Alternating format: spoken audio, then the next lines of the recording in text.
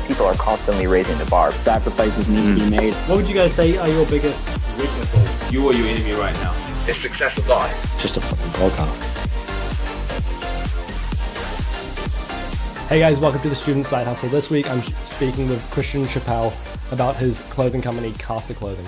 So Christian, how did this all start? Because it's a weird thing to be a kid starting a clothing company, and it's not something that everyone does. And how did this all start and why? I mean, it kind of came from the drive of wanting to do something for myself, because a lot of people deep down, they want to do something for themselves, but they never have the balls to just get up and do it. So for me, fashion was already something that I was strongly passionate about. Yeah. And I thought, what a better way to, start a brand. So I looked at the market and I saw there's all these fashion statements, never outlived phases. Yeah. So what I wanted to bring back is, the essentials, the staples, the fashion statements that just outlive phases. And I brought that with like the highest quality materials being sourced, sampled, just, it's a long process, but. Yeah. Because how do you go about even starting to like make your first item? Because like I've never started a clothing company. I don't know if you know Bittersweet, Declan Short. That's the only person I know who's done like clothing. How do you start making a clothing company? Thankful for me, I'm good mates with a guy who's got a really great clothing company. It's called Reified Clothing, and they're quite big over in Australia. They started in Auckland and now they're over in Melbourne. But he gave me a few contacts and I emailed sourcing the right ones, and I just went from there. I literally started from sketching down drawings on a piece of paper, measuring. All I did was, measure on myself, and then I sent away the measurements and what I wanted, and then they made them and they got sent back, and it's just a process. Yeah. It's like, I don't know. It's weird for me to even imagine, because everything I do is sort of like I don't create any physical products. It's all just like information sort of stuff. What about when you like go about doing this? How do you start going to, like, when do you know when it's time to start marketing and start to create your social media and start to get sort of the, like, I don't know, do you make the product after you started the social media, or how does that sort of thing work? For me, I mean, like, if you were to ask anyone who's close to me that I'd start a clothing business, they'd be shocked, because like it's nothing. It's just, it came out of the blue, and you just got to start. There was no specific process to doing it. Yeah. And at first I brought the samples in, and then once I had the bulk load, and that's when I started, creating the Instagram, the Facebook, the pictures, etc., etc.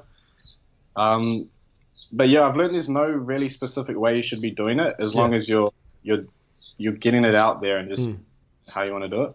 Yeah, just as long as you're like actually making a start and not just like saying I might in the future sort of stuff. That's the thing. People are always saying, I don't have the money for it, I don't have the time, I don't have this and that. It's like, if you have a dream and you want to chase it, you just got to start. There's no specific point of starting. It's just, Like, I feel like there's so many people that just say like, oh, I should do this, I can't wait to, but they never like actually just do it.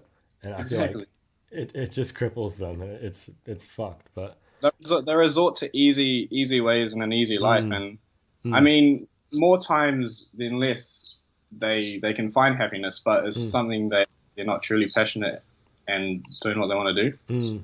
Yeah, that's something that scares me so much, is getting to like the end of life and being like, oh fuck, I didn't do anything I actually wanted to do. And it's like, I feel like now is the perfect time to do it. What about when it comes to like being original as a clothing company? Because it's like, there's so many clothing companies out there, and I don't know, is your brand sort of streetwear, or is it sort of just general fashion, or I don't know the categories, but how do you go about being original? And I don't know if it's an overpopulated market, but I know there's a lot of people doing it. How do you go about being original? That's a tough one, because as you said, there's a lot of clothing brands starting up, and I swear to God, each week I see a new one coming up on Instagram, something like that. It's like, Jesus, how are you meant to compete? But for me, I think it's just being able to. I'm not bagging any other clothing brands here, but I feel a lot of other brands, they source from the same suppliers. Yeah. So you've got all these different kinds of brands printed on the same tee, or or the same. And for me, the difference is my originality is in the work of everything sourced, material wise, measurement wise, just from scratch. You know what I mean? So it's like very like it's finding hard that for it to be unoriginal because it's sort of like, I guess, homemade. Yeah. Like in a way, like very organic. Yeah. This year I have a full denim collection coming out, and it's going to be my biggest collection yet, and it's a lot of work in the progress. But what would you say? Does it take a lot of like? Because I know you have to. I guess you do have to buy all the stock, and like I guess you have it at your house or something, and then like because that's got to be expensive. Do you find there's a lot of overhead with running a clothing company? Yeah, I mean, if you really want to chase what you want to do, you just got to do it money-wise. But I remember I was working 3 jobs at one time just to just fund a bit of cash flow to bring in some stuff. Yeah. It's like, is there a lot of stuff you've had to invest in to make it sort of work? Yeah, there's a lot of time and money and et cetera, and you got to sacrifice a lot of shit. But I mean, the bigger the risk, the bigger the outcome, Yeah, it's definitely like, it's kind of worth it. And I feel like there's no other good alternative. Like the other alternative is just doing whatever and just doing like whatever you feel like, whenever you feel like, and not having a general like purpose and like goal in mind. What exactly. Like, because what were some of the major issues you had when you were first starting out, and even now, like what are some of the major things that really like you struggle with? When I was first starting out, the most thing I struggled with was probably, it sounds really stupid, but it's probably knowledge of the actual industry and just everything. But it's something you pick up along the way. Because I remember I got my first bunch of samples in from overseas. Yeah. And the measurements were so shit. Everything was wrong. The material was wrong. But it's just it's something you learn along the way. I mean, someone once told me, like, no one teaches you how to have sex. You learn along the way, from your experiences. And it's the same. It's the same with business. You can have a business degree or whatever you want to have, but it's something you have to learn along the way, and you can also learn a lot about yourself from it. Because not necessarily this might not be my lifelong mission. This could just be the starting point of a very long journey. Yeah. So yeah, it's definitely like something it might not end here, but this might be like the be all end all, just because it turns into something greater than you could ever imagine. What about like? So you did touch on business school there. That's something that I'd like to touch on, because I talk to a lot of photographers. I know you do shoots with Jaden Bennett. I talk to people. I've had him on the podcast. I've had a lot of other photographers, and they all have massive opinions on film school. They all have very differing opinions on it. They either like hate it or they love it or whatever. Do you have an opinion on business school and that sort of thing, or like degrees in business instead of just going out there and starting a company? From what I've heard, business degrees, I mean, every man and his dog's doing it these days, and you've got 300 students every semester graduating with the same degree. And I mean, it's good if you know what you want to do and you want to go and pursue it, that's fine. But a lot of people, they come out of it with a loan and then they have no idea what they want to do, and they have to find an internship and blah blah blah blah blah. Because I was in uni for a semester, I was studying social science, but I found I was going just for the sake of it because all my friends were going, and I'd go to uni and then I'd not go to class, I'd go for lunch and etc. But if you have a clear path of what you want to do with your degree, then absolutely, like, I have no problem. But it's the people that go just for the sake of it and not, coming out clear path. Yeah, I feel like there's no point in going if you're just going for the hell of it. Like for me, the reason I go is I have my plan for like the next 5-6 years of my life, and I think my university degree does play a part in it. Maybe not forever, but I think what I get from that will be important. And I think it needs to. You need to have a purpose for it, because if you're going just because your mum told you to, like, fuck that. It's like, nah. What about the major risks you've had to take? Because I know, like, with the whole stocking clothing at your house and all that kind of stuff, like, you have to have the clothing and you have to inspect it. What have been the biggest risks you've had to take, and have any of those ended up in major failures?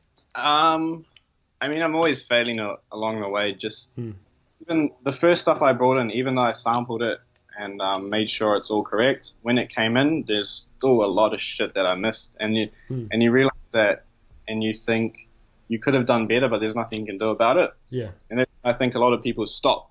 They just stop pursuing it because they're like, fucked up, so I better stop. But that's when you expand from it. And this time around, I've taken a lot of time and focus on getting the detailing right and everything. Yeah. I mean, samples, from a money point of view, samples are really expensive because it's a one-off type thing. It's not a bulk order. Yeah.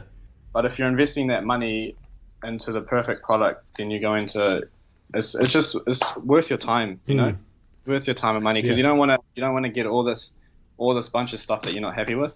Yeah, I feel like you don't want to end up with a mediocre product and then you're unhappy, your customer's unhappy, and it's like, it's just hard. How do you? And it's hard to put. If you're not happy with it. If you're not happy with the product, then you're not happy with how you market it and things like that. I feel like you can't be passionate about marketing it if you don't actually believe in it, and it's like, you have to believe in your product if you want it to. It's something you should buy without a doubt. You know. How have you found trying to build a community around your clothing company? Have you found that easy? Have you found it hard? Have you focused on it much? How much of a focus has been sort of the whole community aspect? Because from what I've seen, the only other reference I have with clothing is basically Bittersweet, and he does try to make he tries to show the brand, all that kind of stuff, and he tries to like build a community around it and show the people who are wearing it and all that kind of stuff. Do you find that difficult, or like does that play a role, or? From my perspective, marketing for me is really hard because one, I've never done marketing in my life. It's something that comes with the business, but it's, like I said, it's something you learn along the way, and it's something I'm starting to get used to. Yeah. But community-wise, I've created quite a sound gathering and community around Caster, but it's just being able to pick up some more techniques to push it further. Yeah. This year, my major goal is a pop-up store. Yeah. And that's going to really help with foot traffic and just brand exposure. And that's the main thing. I'm not worried about money or profit or blah, blah, blah, blah, blah. All I'm worried about is brand exposure. And that's the next 3 years, you know what I mean? I feel like you've kind of got to play the long game, because it's like, exactly, yeah. From what I know about clothing is you have to invest a bunch of money and a bunch of time, and you can't be focusing on the profit. Yeah. Like, how is that? Do you sort of have a plan settled for the next 3 years, or like, because I know, how do you go about doing a pop-up store? Like, what does that involve? Does that involve brick and mortar store, or is that like at a market, or how does that sort of thing go? So there's different ways you can do it. I mean, I'm going along the route of an actual. It's a big store. It's like as if you'd go shopping at the mall. It's like a proper store. Yeah. So there's a lease on the place. Yeah. And they've leased it out to you, and then it's up to you how you want to put the signage up, how you want to put railings, etc., etc. But yeah, it's a big investment, because it could work or it could fail. But that's the thing. The bigger the risk, the bigger the bloody outcome. Yeah, I feel like it's definitely like a very risky play, but it's like, it's scary. Maybe not risky, but I think it's scary because it's like, you could invest all that money in the lease, all that money in the railing, and then it's like, it turns out shit. But it's like, do you think, like for me with things like that, like there's been a lot of equipment I've had to buy that I haven't wanted to buy, but once I've bought it, I know that it's definitely worth it, and I knew that I had to make that investment eventually, just because it's like essential. Yeah. What is that like? How do you feel about investing your own money, and like, even like, I don't know what your financials are like, but if it's like hard for you to survive and like live while doing this and having to put money into this while just doing normal stuff, like, it's a very hard thing to be, like, at times you almost have to just take away from other things, like going out, all that kind of shit, like, just because, one, time, two, money, like all that kind of stuff. How have you found, how do you feel about investing in the business? And does it like, how does it sort of play on you emotionally? Because it's like, for me, a lot of the time, it's like hard for me to invest in my podcast, because it's like, I don't want to put too much into it, because it's like, I don't want to overinvest in the equipment, but I also don't want to like just have shit equipment and not invest. But I think because I don't want to get into the point where I'm focusing too much on the equipment, not the content, which I think is quite important. But how do you feel about investing in the business? Well, money comes and go, We've got a long life ahead of us. We're gonna make a lot of money, and we're also gonna lose a lot of money. And I see a lot of people my age, they're spending money on all these fancy cars and university degrees. They're spending money into things that they don't want to do. Well, not specifically what they don't want to do, but things that won't matter 2-3 years longer down the track. So for me, I'm dedicated to it, like my time, my energy, my money, it's dedicated into what I want to do just because it's a good start into my life and there's a lot of benefits from it. I mean, it can be tough, you sacrifice the parties, going out with friends, but I love this shit, like I love coming home and working on what I love and yeah, I feel like even though you do have to do a lot of sacrifices, it's like, it's going to build into something in the long run. Like going to that party isn't going to build into shit. It's like, how do you find like having to make those sacrifices? Does it affect you much, or do you just sort of say like, yeah, cool, I have to take the hit? Like at first, it's tough, because you start thinking, should I really be sacrificing this to do this? And it's like, it's hard to manage at the start, but you start to get used to it, and you learn what's important and what's not. Yeah. For example, I really hope she doesn't listen to this, but I've been dating a chick for the last 3 weeks. Yeah.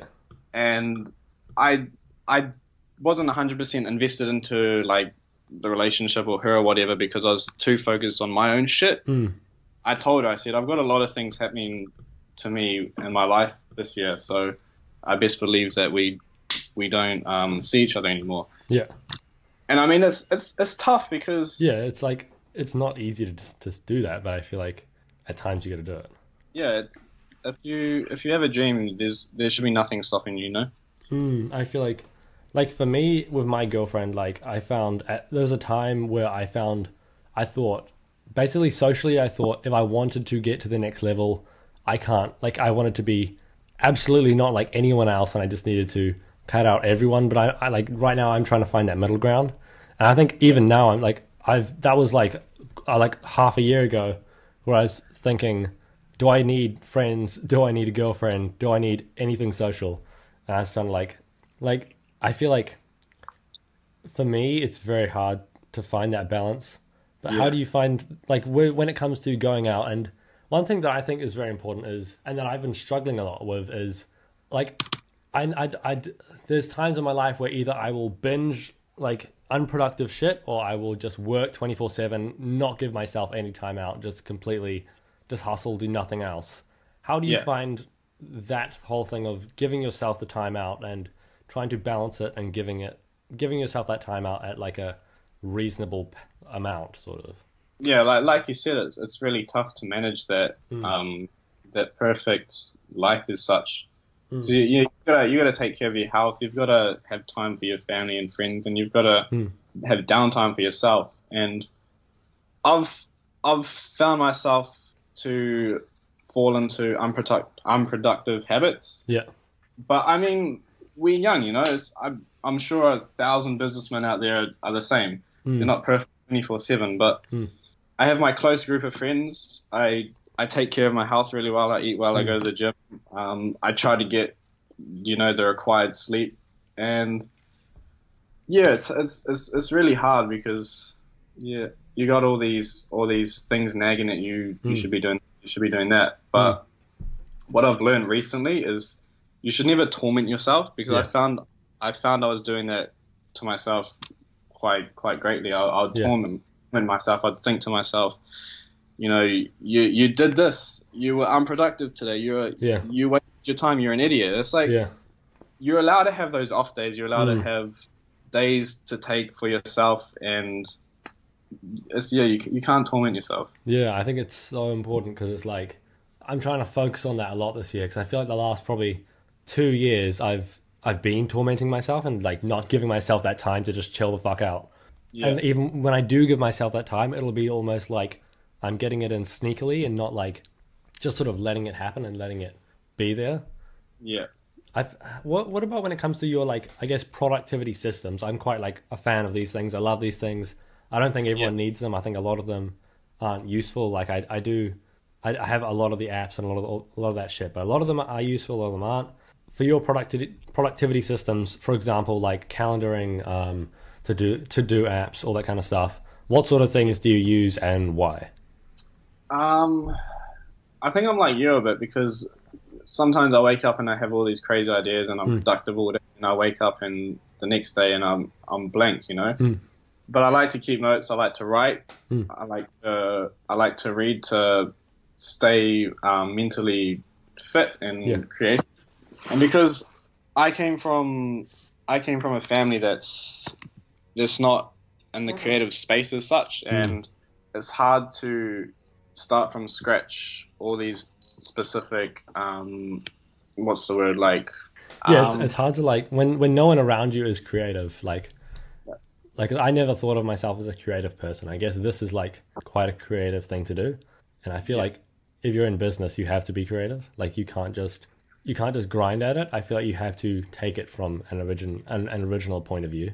Exactly. Like you can't just run at a wall and then just keep hammering, because I think it's like you can't be hitting a wall with like a rubber hammer. You need to hit it with a sledgehammer, but it's like the right tool for the job, sort of thing.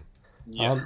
What would you say has been your biggest failure over this whole project? Because it's like, for me, there's been a lot of times where I haven't had major failures, but it's just been a lot of micro failures and just a lot of things that I know I would do them and then I'd be like, wait a minute, I shouldn't have done that. I'll do this instead next time, sort of thing. Yeah, exactly. Oh yeah, I wouldn't say I've had major failures, but I've had things that I wish I didn't do. Like you said, back at the start with other clothing brands starting up, I had the pressure of bringing out stuff fast just to compete. Found myself I was bringing out stuff that I wasn't happy with and I wasn't really passionate about.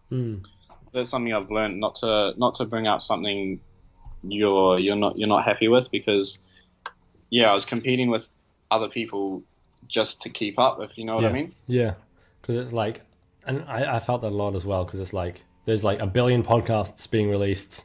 You need to get out there quick, but it's like I feel like it's hard to release a quality product and get out there fast.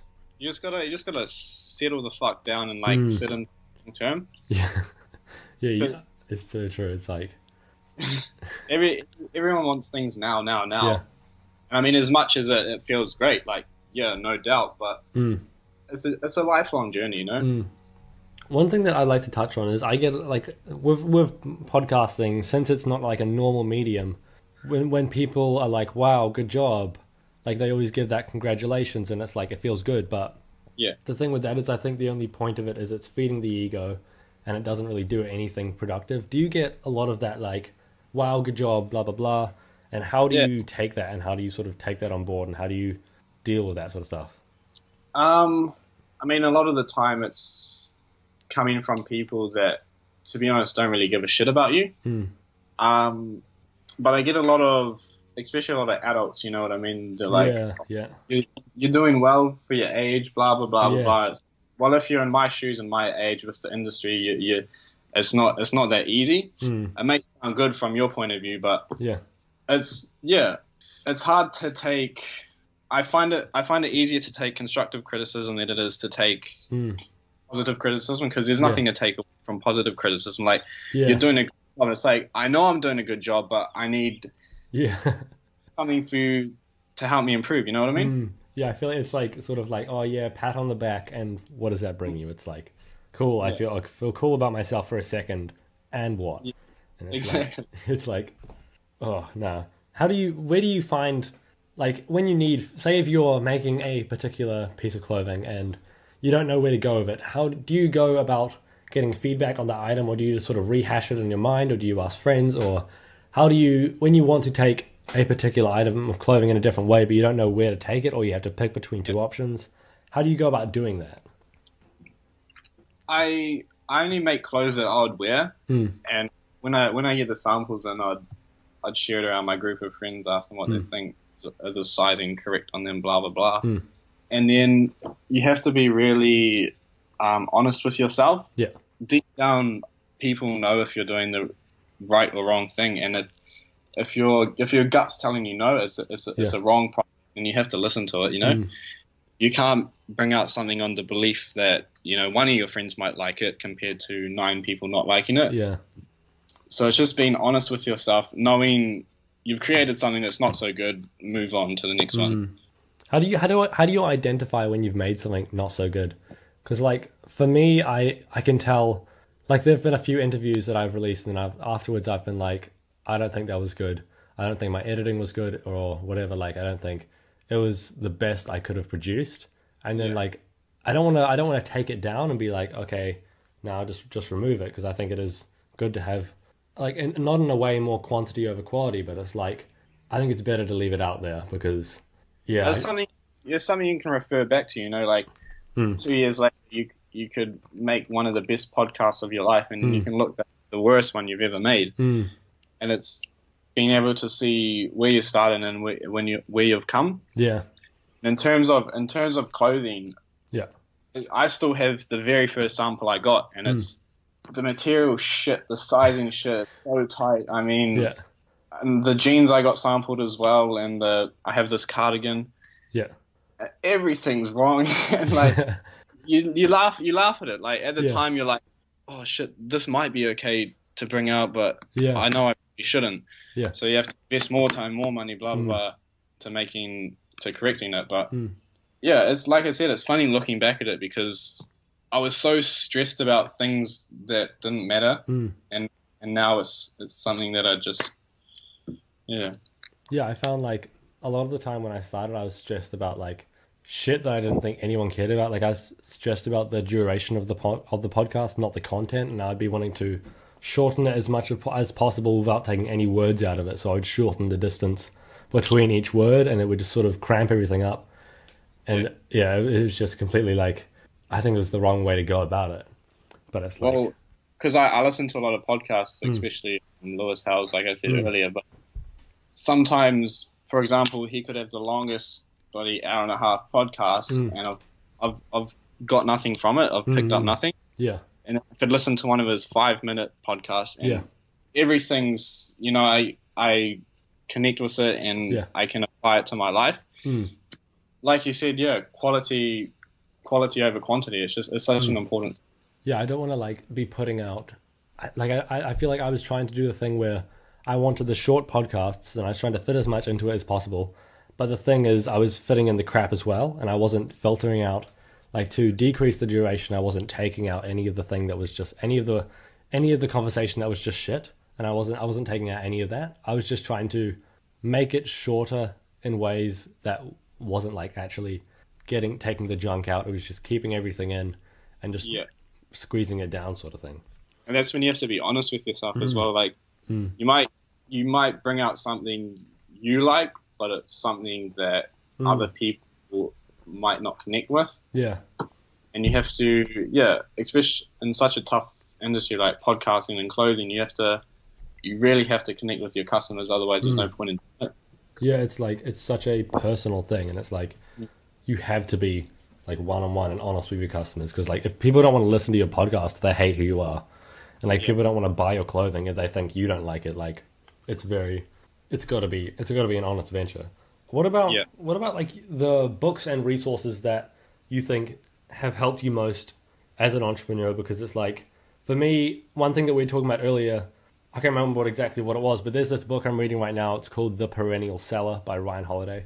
And it really touches on, it's an amazing book. I really recommend it. It's like how to like make and market work that lasts and work that you believe in 1,000%, and then you might have to market it afterwards, sort of thing. And like how to do that. And I really like that book. What sort of books and resources or YouTubers or etc. would you recommend to people looking to get started as an entrepreneur, or as someone trying to start a business, or someone trying to start a clothing company? There's, personally, for me, it's podcasts, and that's purely based on being able to reflect on yourself and your values and your beliefs, because there's a lot of people who have some great perspectives to share. Yeah. And that's where I find my motivation from internally. Yeah. And that way I can expand on my more creative space and business, etc., etc. But I've just recently read this book. It's called Why Brands with a Purpose Do Better and Matter More. Yeah. It's a guy called David Hyatt or something like that. Yeah. It's just about having a company that has a good belief in what they want to do. Because if you're starting a company or a clothing brand or whatever it may be, just for the pure basis of making money, you're not going to do well. You know, you have to have something that's got it. Yeah, like so. You have to have like a reason, like because they talk about that a lot in the Perennial Seller as well. Like they made an example. It was like Elon Musk. He wants to take humanity to Mars, and it's a pretty big and like it's a pretty like black and white reason for doing it. Like he wants to save humanity from killing itself. Like it's a pretty big why. Do you think as a company and like as an entrepreneur, you found your why, like your personal why and also your company's why? I'm still finding my personal why. I mean, it's a journey, like still finding my life purpose as such. But from my clothing type of view, I've really locked into that essential statements of clothing. Because I mean, if you look at bloody the 2017 World Fashion Show or whatever it is, you've got these people walking down the cat on these crazy fucking things. Like, how can you call that fashion? I mean, maybe fashion, but I feel like it's almost like abstract art. Like I would never see myself wearing anything that comes down the catwalk. Exactly, and for me, I've really locked into that. Seasonal essential. And our motto is redefining modern complexity. And that's the first thing that ever came up before I started the brand. I wanted to redefine fashion as such, and that's going back to the roots of different themes, different materials, just simple shit, really. Because minimalism talks loud. It's something that is missing, I believe, especially within New Zealand, because you've got all this hype beast stuff, and and it's kind of like, I feel like a lot of the stuff that is very like a lot of normal t-shirts that you see, they're all the same, but they have a cool graphic, maybe like something on the front, it's a white shirt, it's all the exact same stuff. And it's like a lot of people, like they don't care, and they just want actual fashion. And it's like I like that you're doing stuff like, I don't know what you call that. It's the grey what do you call it? Jacket, I guess you call it a jacket, and then you have the jeans. Like I don't see a lot of people doing jeans, and I don't see a lot of people doing what do you call that thing? The grey thing? Cardigan. Yeah, grey cardigan. I really like that. It's really sick. It's like I wasn't sure what to call it, like a cardigan, a jacket, a throwover, and a lot of people got back to me and they're like, it's more on the cardigan side of things. So it's like, but that's also my point. Like from up and coming brands, especially in Auckland, New Zealand. That's my point of difference. A lot of like, and I'm not, when I talk about this, I'm not bagging other brands, because what they're doing is awesome. But I'm bringing out the full shit. You know, you got the jeans, the jacket, the accessories, the tees, blah blah blah blah blah, and that's something that's missing in these up and coming brands. But I mean, if you're in for the long journey, then I'm sure they'll eventually bring them out or whatever. But I really made sure I started with a strong basis of everything. You know, got my essential jeans, the tees, hats. I've even got these glasses that I just brought in as, it's like, it's a very like diverse and unique range of stuff, because it's like the easy thing to do a lot of the time. Like if I was going to start selling podcast like merch or whatever, I would just go t-shirts and hoodies. Like it's straight where I'd go, because I know I can do it. And it's like, what about when it comes to like sacrifices you've had to make to get this thing rolling? And it's like sacrifices like just in life that you've had to make. I had to sacrifice, I wouldn't really call it a sacrifice, because for example, I sacrificed all these friends that important to me. But then if you look at it, it's not really a sacrifice. It's improving your life. Yeah. You know, you got all these fake people as such, and all these haters that deep down don't really like you. So I used to spend a lot of time with them. You know, if they'd invite me out, I'd go out. You know, I wouldn't think twice. Yeah. But now I only spend my time with people who are close to me and actually believe in me and what I want to achieve. Yeah. And that's really important because I know a lot of people that I'm close with who still hang out with people that just don't believe in them, and it's sad to see because it just has a negative effect on them. It's the old saying: it's who you hang out with is who you are. You know what I mean? Yeah, it's so true because it's like I see a lot of people again like just hanging out with people who they don't like or they like talk shit about behind their back, and then they like aren't doing shit that they like, and it's like, why the fuck? I just don't see the point. But I feel like a lot of people don't see anything else. They don't even see it happening, and they don't like have an issue with it. Even if they do see it happening, they're like, oh yeah, it's cool. It's just life. Like, I can't fucking stand it. It's like, it's fucking ridiculous because it's like you can either hang out with people who boost you up and make you feel good about yourself in a good way, not in like, oh, you're the best way. Like they actually tell you productive shit and you have good conversations.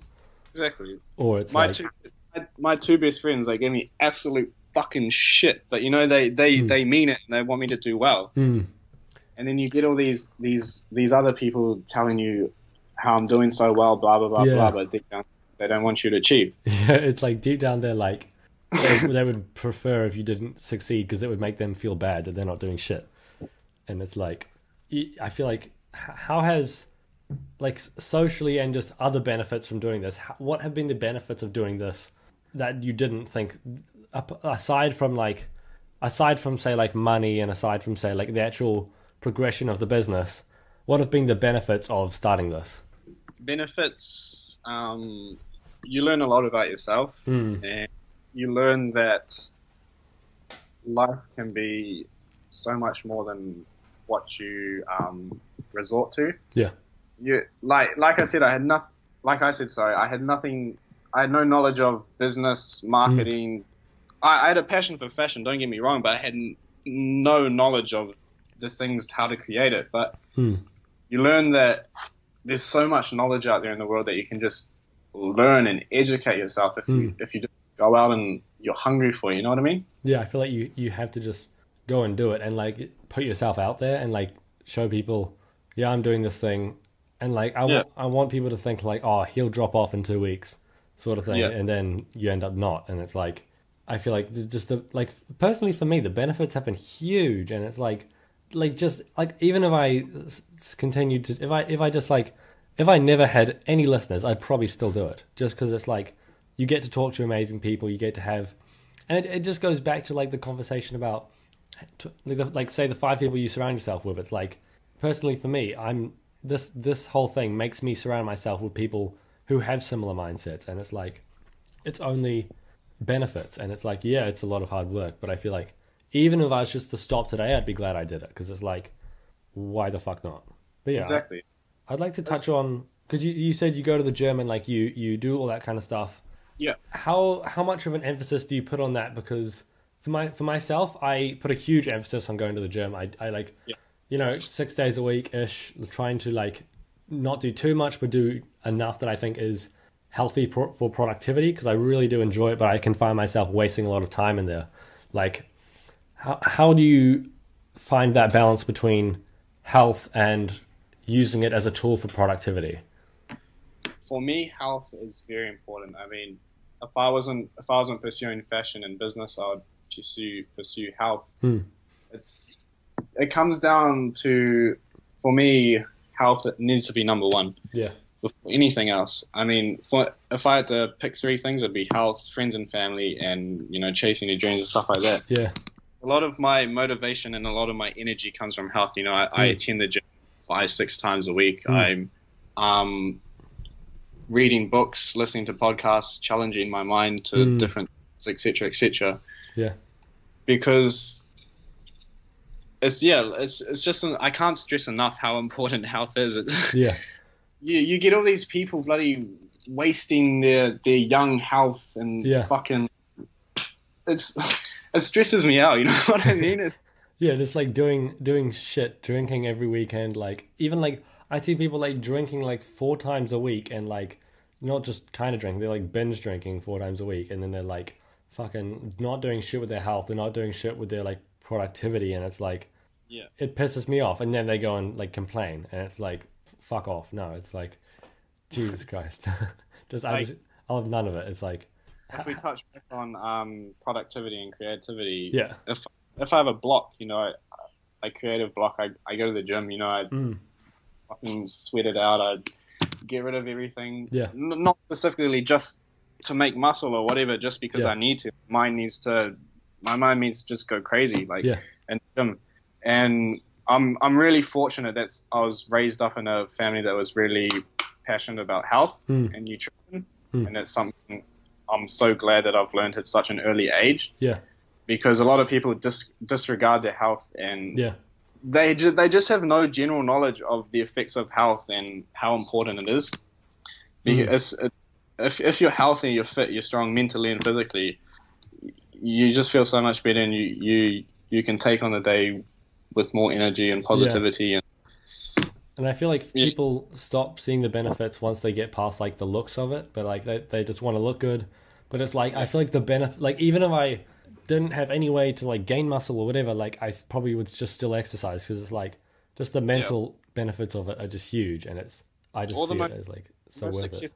In the world, they exercise. I remember reading about Barack Obama. He's no muscly freak. He's this tall, lanky guy, but he said he wakes up every morning 5 a.m. He'd go for a run or he'd go to the gym or meditate or do some yoga just to get your body moving and your mind active, because that's like me. I started the gym 5-6 years ago. I was in high school wanting to get muscles, wanting to get girls, blah blah blah blah blah. But like you said, you move past that point of having a nice appearance. That's the last thing to come from it. It's just having that energy and positivity and clarity in your life. That's what helps me get through the day. If I don't go to the gym or I don't go for a run, I just feel like fucking shit. I feel like I just feel like stuffy and just like I just feel slow, and like I feel like you can literally change a life just by changing someone's health habits. Like if you get someone healthy, I guarantee they'll get more successful in everything else they do, because it's like it just shows you can do more than you think you can actually do, and like hard work is like for me it showed me that hard work is actually fun. Like it just turns into like I guess just endorphins. It's like it's just for me now it's so fun. You're such a buzz from it, eh? Just seeing yourself work hard and seeing the results. Yeah. Like one of the closest people to me, she's really sick and she doesn't take care of her health in the way she should be taking care of it. Yeah. And I'm trying to tell her, like, I'm trying to teach her the benefits of health, and like she can only do so much because of her sickness, but there's so much more she could be doing. Yeah. And I feel like it's just so important.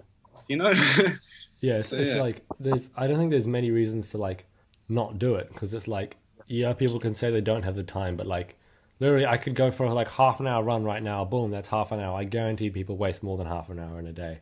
Like I found doing this like that, especially I was trying out this thing a while ago. It's called time tracking. That was in that podcast I mentioned earlier, Cortex.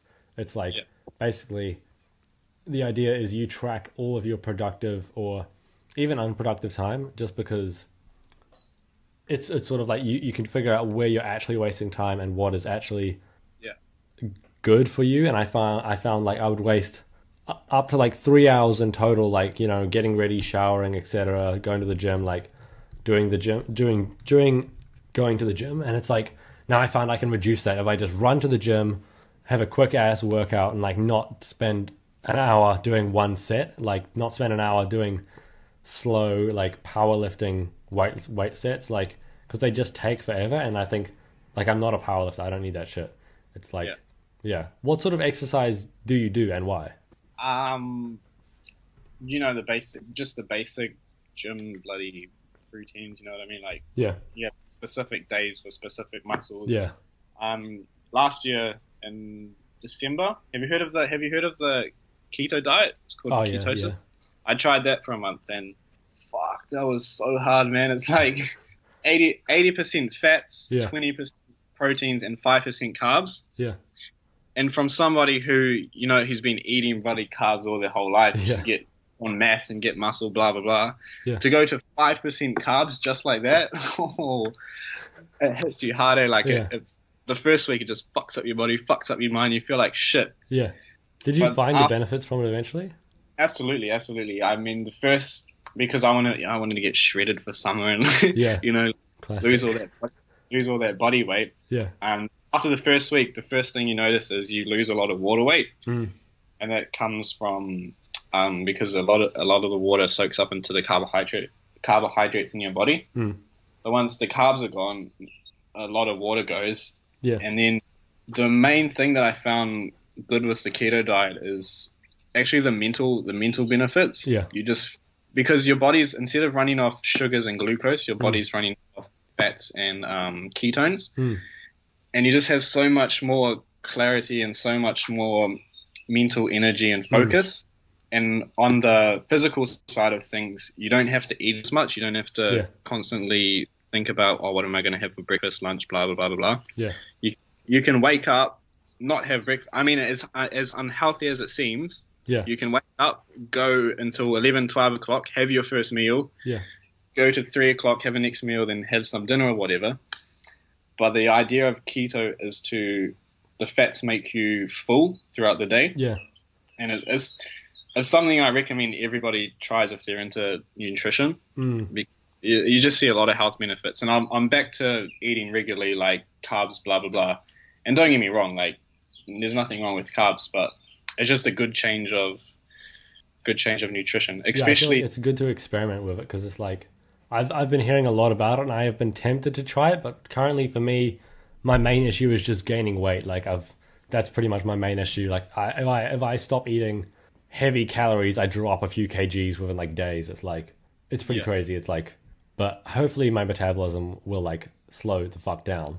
But definitely at some point in my life I do want to try ketosis because it's so like there's so many benefits that I've heard from so many different people. Like the first time I heard it, I was like, the fuck, that sounds like bullshit. And then you hear it like 18 times and it's like, okay, yeah, cool. Maybe it's a thing. And then, now it's like, it's pretty like well established now. But yeah. Do you feel if you eat well throughout the day and more regularly, do you feel, for me, if I eat well, I'm still hungry. I'm never full.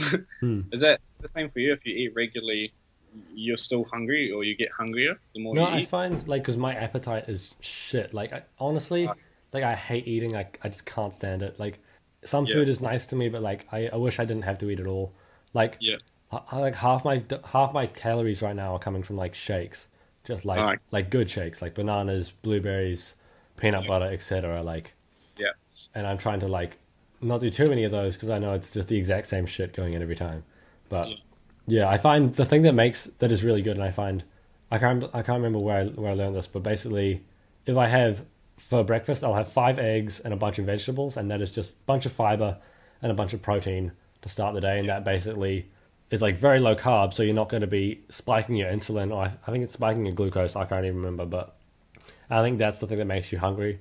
I don't really know how it works, but I know it definitely works for me because I know I don't need to eat for like the next like 4. I don't feel like eating for the next like 4 hours after I have that. Yeah, but it's definitely like the 5 eggs. Everyone's cautious, but doesn't bother me. Nutrition you learn along the way as well. You know what I mean? Yeah. There's no right or wrong way to do it as long as you're just doing it and trying to be healthy and trying to succeed in health. I feel like you just got to start because it's like you cannot delay it forever. Like I listened to a podcast this morning, literally by Gary Vee. It was talking about how he basically didn't get his health in check until he was like 38. Then he was going to wait till 40 and do it then, and he'll have a big health thing. But then he was like, "Fuck it, why not just do it today?" And now he's been like, because he used to just be like shit diet, shit like lifestyle, but now he's like pure health. He's like gymming every day, all that kind of stuff, eating healthy, etc., etc. And he has like he had to hire like a full-time health person. It's pretty crazy, but it's like, I heard recently as well, and it's very true. If you got think about when you're 60 or 70 and you got all these health problems, and then you're investing money for hospitals and treatment. Yeah. Why not invest the money and the time and the energy into your health now? You know what I mean?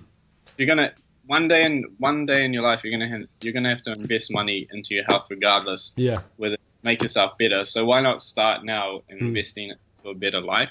Yeah. And it's just compounding now. Like if you don't take advantage of your youth right now, like it's just going to compound, and then you'll have to pay twice the price when you're 70. Yeah. It's like, fuck exactly. that. I'd probably like to finish on this. What would be the main advice you'd have for people looking to start a creative endeavor, and then also people looking to start a clothing company? It's a good question, because it's different with a lot of people and where they find motivation, but it's really simple. Just start. Yeah. Just pick up something to help you start. There's no specific ways of doing it, or there's no process, and you'll learn along the way of how things should be done eventually. But it's just getting it out there, whatever you want to do, and starting. Yeah, I feel like it's pretty much the only, like, it's like step one, start, and then it's like step two, etc. It's like you just kind of have to go and do it. So where can people find you online, and where can people find Castor Clothing online? So Castor, we've got a website, www.castorclothing.co.nz. Sweet. Also Instagram, CastorClo with underscore. And if you're interested into my life, then just Christian Chappelle on Instagram. Sweet as. Thank you guys so much for listening to this episode of the Student Side Hustle. I would appreciate so much if you would leave a review if you'd like to hear more of what I'm saying. Then I would love if you would follow me on Instagram or check out my other social media, all linked in the show notes. And again, I would just like to say thank you so much for listening. Have a wonderful evening and study hard.